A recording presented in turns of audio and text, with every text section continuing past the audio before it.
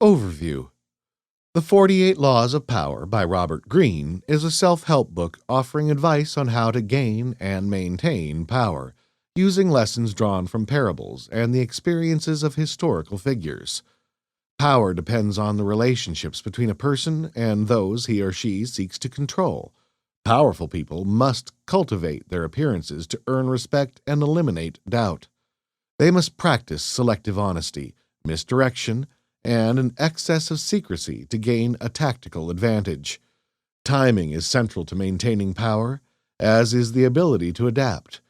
The array of strategies available when seeking power include mirroring the opponent's actions and controlling the opponent's options for action. The powerful must also cultivate a relationship with audiences by creating spectacles and feeding their need to believe in the impossible. In some cases, courtiers represent the ideal models for how to acquire power and handle enemies. Other models of the strategies of power include generals of ancient Eastern and Western military history, famous confidence men, and entertainers. The laws of power can also be reversed in order to achieve results in situations that demand unconventional strategies.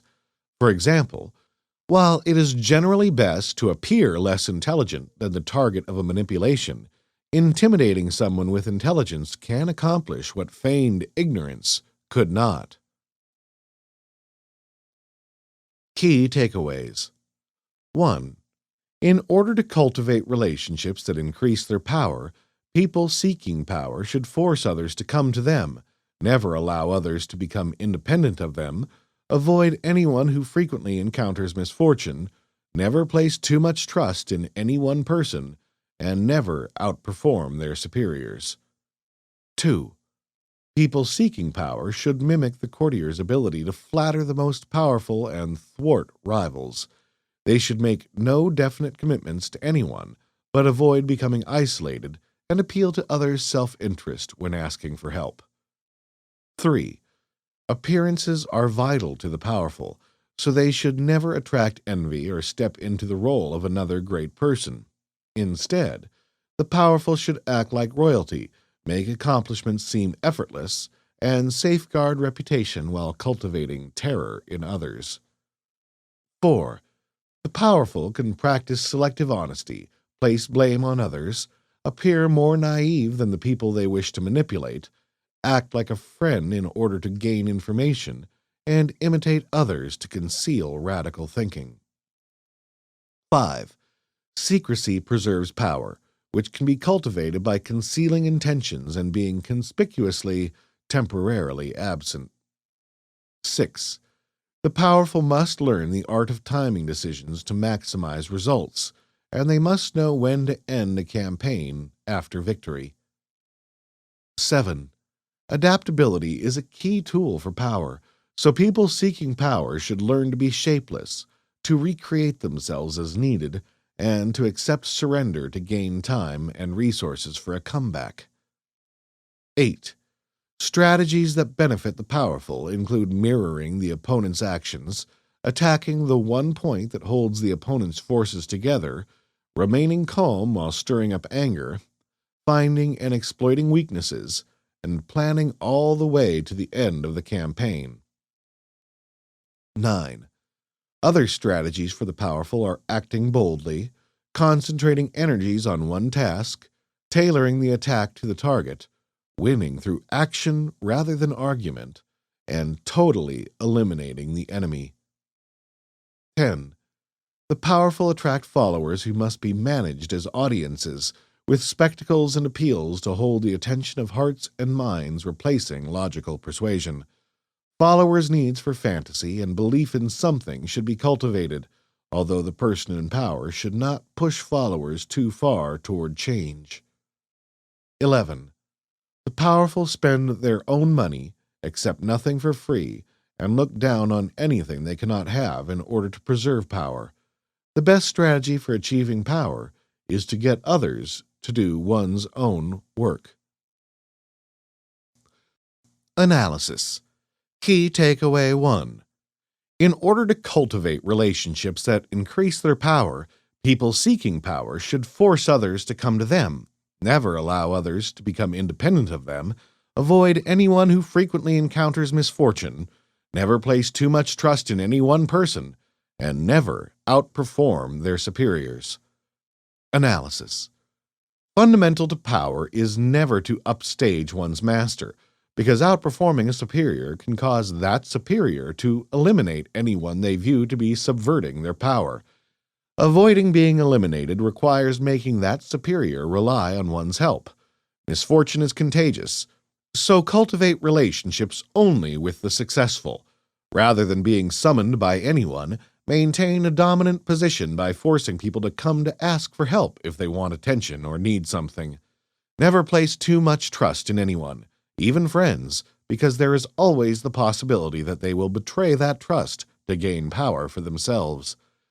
For example, if someone were in the running for a position of power in a company, she might think the best strategy is to outperform superiors and point out their flaws in order to prove that she would be a more qualified choice. She might confide in employees she supervises to gain their support, putting her trust in people who may also be interested in personal advancement, or she might neglect her duties to her superiors, who would start to view her as a threat that could be fired without losing an indispensable source of help. She might be very willing to go to the hiring director and seem too eager to please, which would make her seem desperate. In an environment where everyone's interests ultimately depend on the company's productivity, she might be the most qualified choice to be promoted, but the self-interest of her superiors, team members, and the hiring director would cost her the position. A willingness to appear interested and available for the job, which women might prefer to seeming aloof and too important for a promotion, could be one reason women are promoted less frequently than men. Key takeaway 2.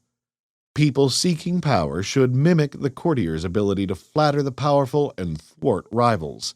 They should make no definite commitments to anyone, but avoid becoming isolated and appeal to others' self-interest when asking for help. Analysis. The courtier represents the perfect balance of apparent obedience to those in power while waging a power war against rivals behind the scenes. According to this model, gaining power requires making no commitments to anyone and avoiding entanglements that prevent one from pursuing the best course of action at a given time. Anyone seeking power should avoid becoming isolated, as this will cause a loss of followers' trust or interest.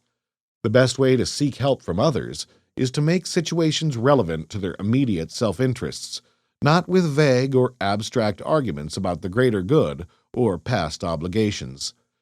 In the present day, there are few environments where monarchs are still attended by courtiers, but there are still plenty of circumstances where the powerful are courted by individuals seeking power.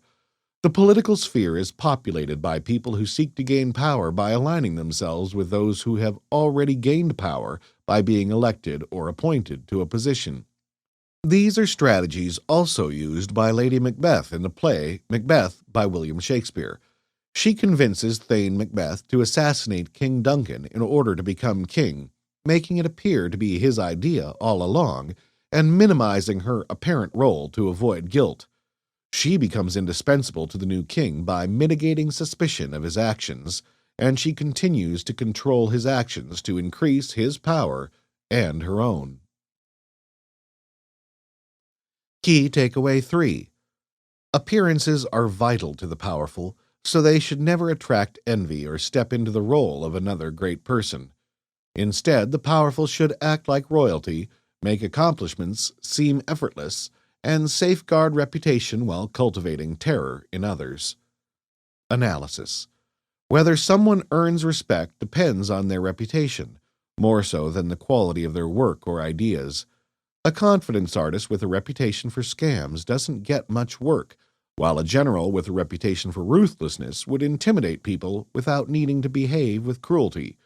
This means that the challenge of succeeding a person with a storied legacy is too great to be practical, and will most likely lead to disappointment. Maintaining the appearance that earns respect requires never appearing to work very hard and acting like a person deserving of respect, without cultivating envy.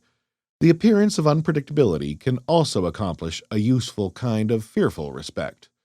A businessman looking to accomplish a significant acquisition of a competitor would find it useful to have a reputation for honesty and relentlessness.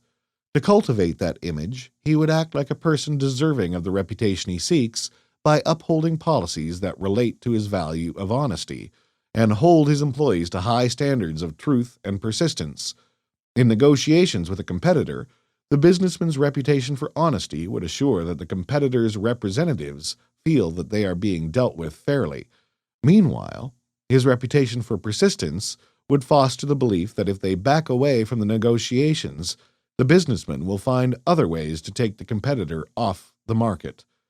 Since it is useful to be unpredictable and intimidating in negotiations, the businessman would also make unconventional demands and find ways to unbalance the negotiating tables for his advantage. Key takeaway 4. The powerful can practice selective honesty, place blame on others, appear more naive than the people they wish to manipulate, act like a friend in order to gain information, and imitate others to conceal radical thinking. Analysis. Being powerful does not require the utmost commitment to honesty, and powerful people gain an advantage by being willing to use honesty and generosity to their benefit. They should almost always seem more ignorant than the people they manipulate, so that their targets feel in control of the situation. Behaving like a friend, or like a conformer, makes others more comfortable and less likely to notice that someone does not support them or is seeking information. In business and politics, honesty is notoriously hard to come by, but in the cases of contract law, use of public money, and the use of company money, dishonesty can result in criminal charges. Lying about these things is inadvisable, but there are other ways to be selectively honest while increasing power in these two spheres.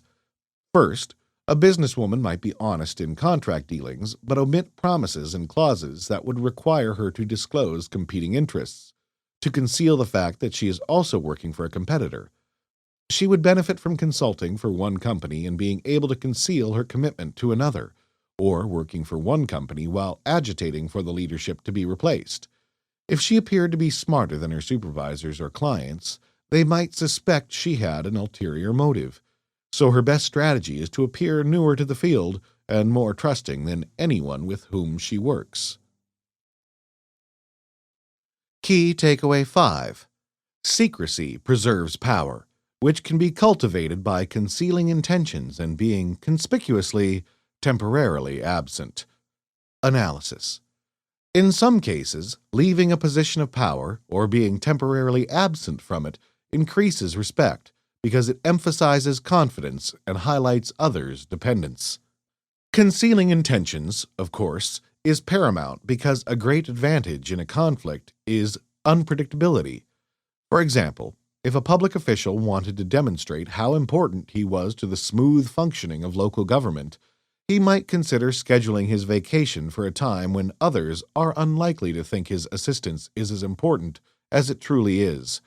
If he successfully made himself as vital to the process in his department as he hoped, employees would accept that he is leaving for the vacation, but soon realize that nothing can be accomplished without him.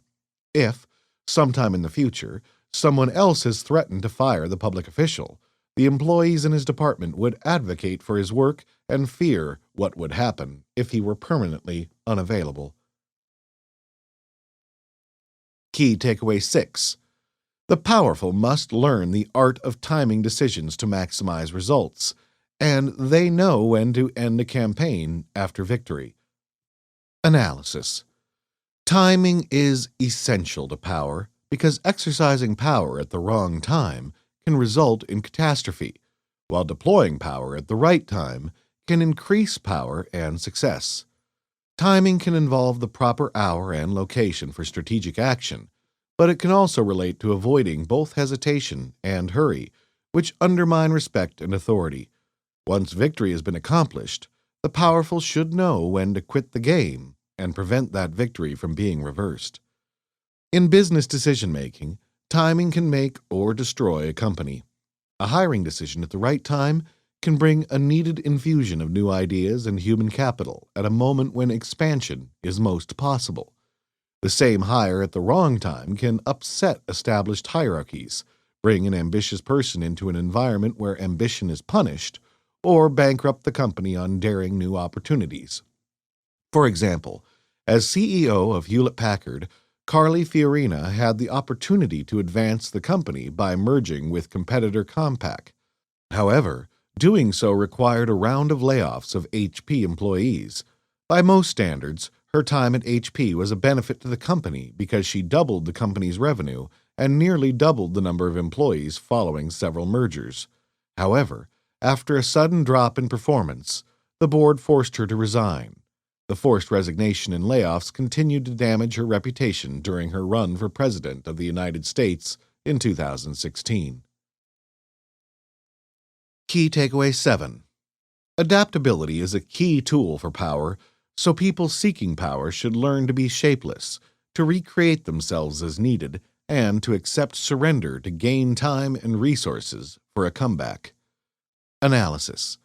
Rigidity can be costly, whereas adaptability allows a person to become whatever the situation requires. One situation might require ruthless action and the appearance of dangerous unpredictability, but another situation might require congeniality and conspiratorial cooperation, so it behooves power seekers to be able to adopt both manners. One strategy that requires a lot of adaptability is to accept defeat and the loss of power that comes with it in order to gather forces and resources to retake that power. Adaptation is required in every profession that involves power. In politics, a politician might begin a campaign breaking ties with former allies to set herself apart from other candidates. Later in the campaign, she might begin regaining those ties that would help her gain support for her candidacy. For example, when Hillary Clinton ran for the Democratic Party presidential nomination against Barack Obama, they accused each other of running negative campaigns and lacking the needed qualifications or perspective for the job. Later, after Obama secured the nomination, he chose to appoint Clinton as Secretary of State. Working in the same administration, they could no longer afford to undermine each other and needed to adapt if they were both to continue to consolidate their respective power. Key Takeaway 8. Strategies that benefit the powerful include mirroring the opponent's actions, attacking the one point that holds the opponent's forces together, remaining calm while stirring up anger, finding and exploiting weaknesses, and planning all the way to the end of the campaign. Analysis. Gaining power requires an array of strategies to hold on to power while upsetting those who are more powerful. A strategy like mirroring prevents the opponent from observing one's intentions, and attacking the center of the organization can disperse its resources faster than reducing its numbers. A strategist can make use of someone else's anger while remaining calm, making the opponent appear reckless or irrational. Everyone has a weakness to exploit, and the challenge is to find it. Strategists should remember that they are planning for the long range, not just for the immediate battle. In politics, using these strategies could involve mimicking an opponent's tone and attacks, thereby co-opting the opponent's arguments for the moral high ground. A politician could also find the most useful aide or consultant in the opponent's organization and offer him or her more money to join his organization instead, creating chaos in the opponent's campaign. In debate, the politician could hit on his opponent's weakness in his reputation and remain calm as that attack incurs the opponent's anger on stage. His plans for the campaign should extend to the election day and beyond, ensuring that he is never left without an action or plan in a vital moment. Key Takeaway 9. Other strategies for the powerful are acting boldly, concentrating energies on one task, tailoring the attack to the target, winning through action rather than argument, and totally eliminating the enemy. Analysis. Acting without hesitation is key to increasing respect and inspiring fear in enemies. Resources are best used focused on a particular front or goal, rather than spread across an area too broad to allow them to be effective. Each target has its own strengths and weaknesses, so the attack should be customized to exploit the weaknesses and subvert the strengths. Power is best gained by acting rather than arguing. Leaving enemies alone after their defeat allows them to regain strength and return for revenge. So the best strategy is to either win them over or destroy them completely. A business strategy that incorporates these laws would involve assertive action in every circumstance, giving the investors and customers confidence when other companies might have hesitated. The business would focus its resources on a single market rather than expanding into other markets that might weaken its standing in the original market and its entrance into the new market. Rather than arguing that its product is the best available, the business would prove its product superiority, and it would not be satisfied by having a majority in the market, but would strive to be a monopoly, whether it required bankrupting the competition or buying it up.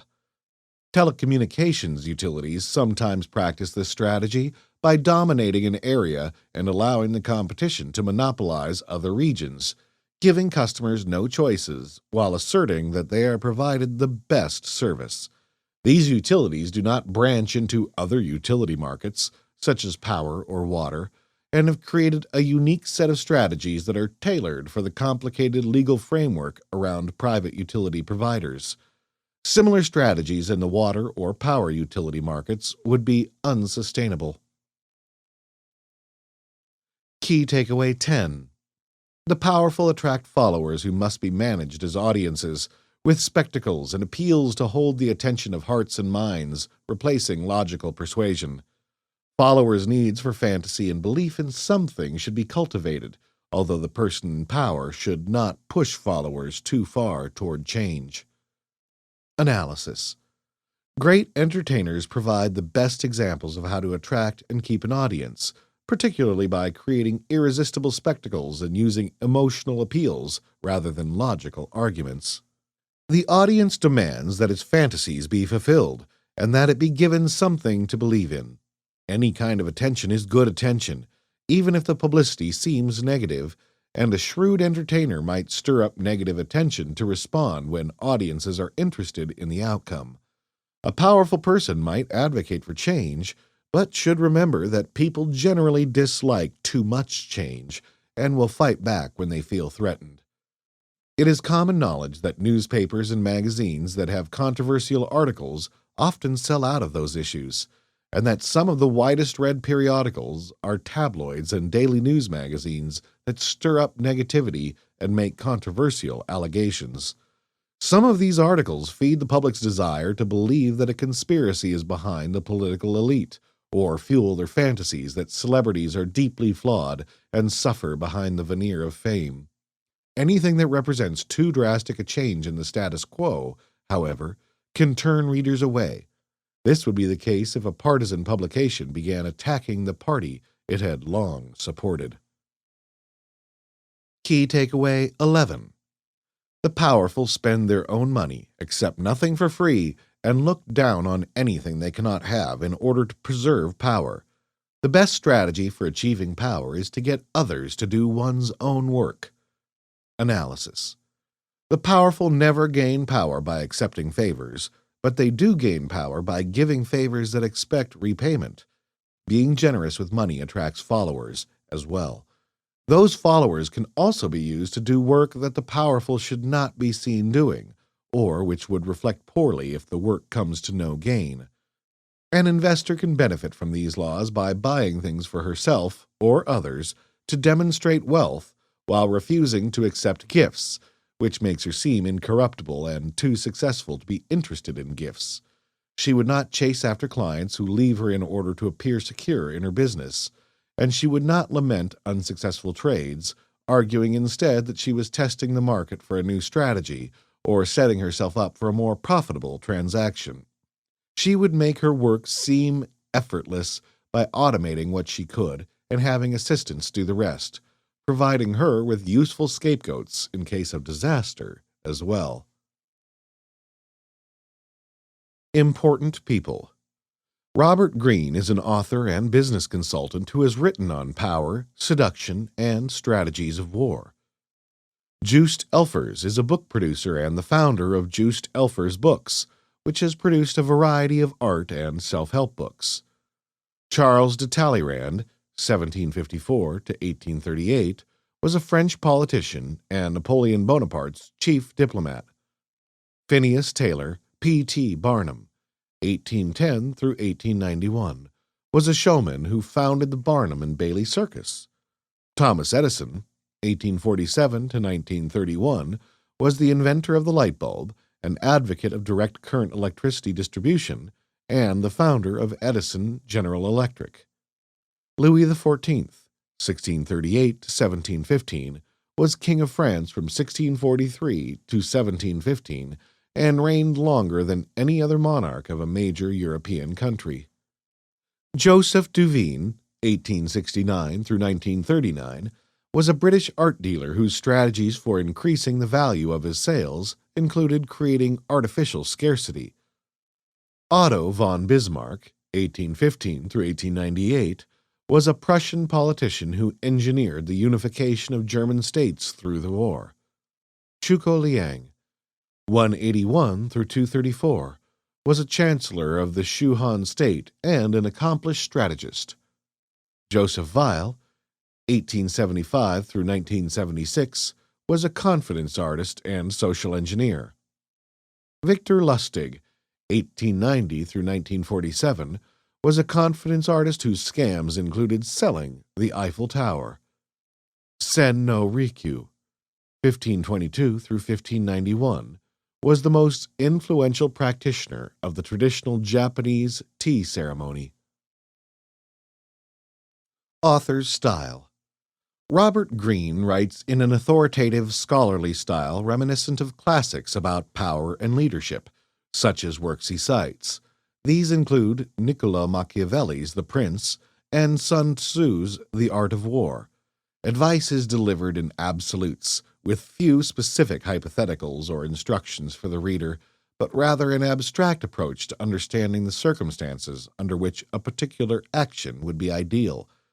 Some of these actions would qualify as amoral, such as misrepresenting one's expertise, laying blame on the innocent, and being dishonest in negotiations. Other recommendations would simply be difficult to justify, such as ruthlessness towards a rival, or starting a rivalry to cultivate enemies. The audience for the book is unclear, because some of the advice stops short of recommending misrepresentation in business dealings, but later recommends that readers offer to die for a cause or martyr themselves, without specifying whether this is literal or figurative speech. The examples of people who followed or broke the laws of power are primarily historical, deriving from Eastern traditions such as military and political leaders from China and Japan, and Western history, as in the cases of Napoleon Bonaparte and the political career of Henry Kissinger. The examples skew heavily toward history prior to the 20th century, but are well balanced between Eastern and Western history. There are no examples from Greene's personal life or the lives of individuals with whom he has worked. The narratives of these examples are often interrupted with sections including parables and historical quotes that are unrelatable to the story being told before and after it, but which are related to the chapter's theme. Many of the chapters follow the format of beginning with an example of someone who broke a law of power, then including an analysis of why breaking the law resulted in negative outcomes, an example of someone who followed a law of power, an analysis of the positive outcomes, some additional analysis of the law and its applications, and a description of the circumstances under which a law could be reversed to someone's advantage. Author's perspective. Robert Greene is an author and business consultant with a degree in classical studies. His education had a clear influence on the examples he uses to support his arguments in the 48 Laws of Power. He wrote the book after meeting book producer Juste Elfers at an Italian art school.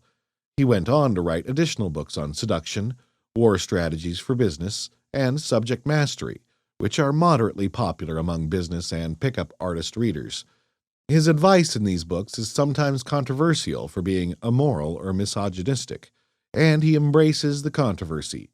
He is a board member at American Apparel, where he consults for the company's founder. This has been Summary of the 48 Laws of Power by Robert Greene.